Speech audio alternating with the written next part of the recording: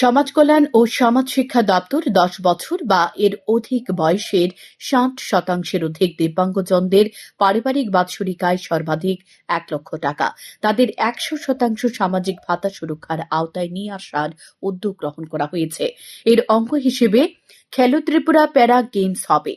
স্বামী বিবেকানন্দ ময়দানে বিগত বছরের ডিসেম্বর মাসে ১৮ ও ১৯ তারিখ ত্রিপুরার মাননীয় মুখ্যমন্ত্রী মহোদয়ের উপস্থিতিতে বিশেষ শিবির করে মোট ২৫৩৭ জন দিব্যাঙ্গজনকে সামাজিক ভাতা অনুমোদন দেওয়া হয়েছে। বর্তমানে তারা সবাই প্রতি মাসে ভাতা পেয়ে যাচ্ছেন। এরই অঙ্গ হিসেবে এই মাসের দ্বিতীয় ধাপে ৬৫৮ জন দিব্যাঙ্গজনের আবেদন মূলে সামাজিক ভাতা প্রদানের অনুমোদনের প্রক্রিয়া চলছে। মঙ্গলবার মহাকরণে এক সাংবাদিক সম্মেলনে একথা জানিয়েছেন সমাজ কল্যাণ ও সমাজ শিক্ষা দপ্তরের মন্ত্রী টিঙ্কু রায়। তিনি আরো বলেন, ক্যান্সার রোগীদের ১০০% সামাজিক ভাতা প্রদানের কথা চিন্তা করে গত ১ মে থেকে অটল বিহারী বাজপেয়ী রিজিওনাল ক্যান্সার হসপিটালে এই একটি হেল্প ডেস্ক চালু করা হয়েছে। আমরা গত বছর ডিসেম্বর মাসে 18 এবং 19 তারিখে আপনারা সকলেই দেখেছেন, আমরা গোটা রাজ্যে দিব্যাঙ্গ যারা রয়েছে 10 বছরের উপরে এবং 60% উপরে যারা দিব্যাঙ্গ, যাদের 1 লক্ষ টাকার নিচে যাদের রোজগার, এইরকম আমরা সমস্ত দিব্যাঙ্গদের পত্রিকাতে বিজ্ঞাপন দিয়ে আমরা একসঙ্গে 2537 জন এই ধরনের দিব্যাঙ্গ ভাই বোনদের আমরা সামাজিক পেনশন দিতে শুরু করেছিলাম, যাদের অ্যাকাউন্টে এখন টাকা যাচ্ছে।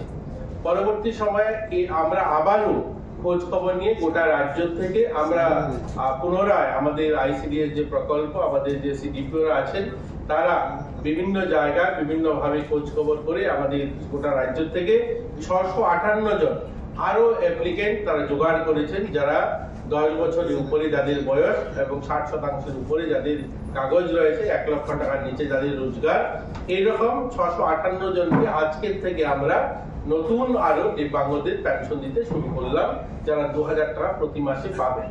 তো অলমোস্ট আমরা বলতে পারি এটা কোন রাজ্য হবে যে ১০০% যারা দিব্যাঙ্গ যারা ভাতা পাওয়ার যোগ্যতা রাখেন সকলকে আমরা ইতিমধ্যে আমরা ভাতা দিয়ে দিয়েছি। যদি কোথায় এখনো কেউ ভাতা না পেয়ে থাকেন, যারা 60% উপরে দিব্যাঙ্গ রয়েছেন, আমাদের আইসিডিএস যে প্রজেক্ট অফিস আছে, সিডিপি অফিস, সেখানে আপনারা যোগাযোগ করবেন। আমরা খুব শীঘ্রই সেগুলো আমরা দেব।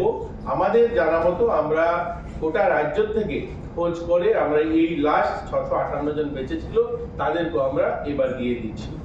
আপনারা জানেন যে কিছুদিন আগেই আমরা 1 তারিখ মে মাসের 1 তারিখ 2025-এ আমরা এখানে যে Atal Bihari Vajpayee regional cancer hospital রয়েছে, আপনাদের সামনে আপনাদেরকে নিয়েই আমরা সেখানে একটা কাউন্টার খুলেছিলাম যে আমাদের রাজ্যে যারা ক্যান্সার পেশেন্টরা এই ভাতা যারা পান ২০০০ টাকা, তারা সেখানে অ্যাপ্লিকেশন জমা দিতে গিয়ে তাদের নিজ এলাকাতে এবং তারা ভাতা পেতে পেতে অনেকেই ক্যান্সার পেশেন্ট আছে যাদের মৃত্যু হয়ে যেত, তারা পেতেন না, বা 2 মাস 3 মাস 4 মাস 5 মাস সময় লেগে যেত সেই ভাতা পেতে। আমরা সেই ক্যান্সার হসপিটালে কাউন্টার খুলেছি যে আমরা 1 তারিখ থেকে যে সমস্ত অ্যাপ্লিকেশন পড়েছে সেই অ্যাপ্লিকেশনের সংখ্যা হলো 118 জন ক্যান্সার পেশেন্ট সেখানে জমা দিয়েছেন। আজকে আমরা আনুষ্ঠানিকভাবে তাদের ভাতাও আমরা আজকে থেকে চালু করে দিচ্ছি। আমরা এই মাস থেকে তারও ভাতা পাবেন 118 জন। এটা নিরন্তর প্রক্রিয়া, এটা চলতে থাকবে, যেখানে যেখানে আসবে সেখানে আমরা দিতে থাকবো। এখন পর্যন্ত আমাদের রাজ্যে যে ভাতা পান ক্যান্সার পেশেন্ট, এই সংখ্যাটা হচ্ছে ৩৬৬৮ জন ক্যান্সার পেশেন্ট রয়েছেন, যারা এই ২০০০ টাকা করে প্রতি মাসে এই সামাজিক ভাতাটা পান। এবং এখান থেকে যারাই আমাদের ক্যান্সার হসপিটালে জমা দেবেন প্রত্যেকেই ওই মাসেই ওরা ভাতা পেতে শুরু করবেন, এই ব্যবস্থা আমাদের চালু হওয়ার পর থেকে। এবং আমাদের রাজ্যে ওয়ান স্টপ সেন্টার, আমাদের মহিলারা দিদিরা যারা নির্যাতিতা হন। আয়োজিত সাংবাদিক সম্মেলনে দপ্তরের আধিকারিকরা উপস্থিত ছিলেন। শ্যামপুর টিভি।